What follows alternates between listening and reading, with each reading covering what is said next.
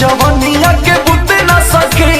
से जिया पसैया संगे सुते ना सके दुख बुझी ना दयाबई हमार के तमान करे मुँह देखी ना भातार के रोजे सुता तानी छुछे मान मार के तमान करे मुँह देखी ना भातार के रोजे सुता तानी छुछे मन मार के हो मन करे मुँह देखी ना भातार के हो रोजे सुता तानी छुछे मन मार के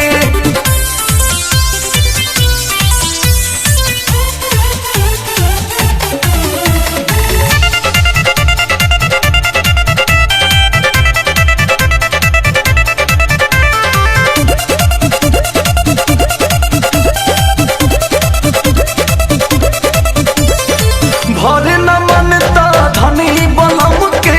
लेके सके हमका चाहती दिला शराब बाप पियावा के लहरो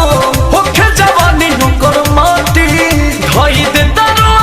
मोर जार के तमान करे मुँह देखी ना भातार के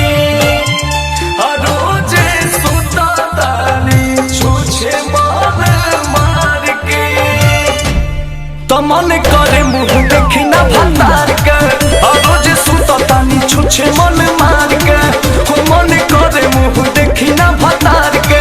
हो रोजे सुता तानी छुछे मन मार के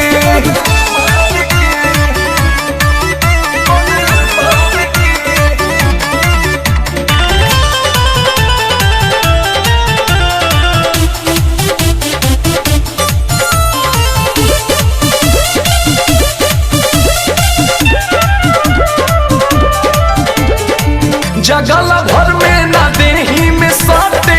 सुतेला वो करवते गरादा अंकुश के याद आवे कतना सखी हो पूछही माते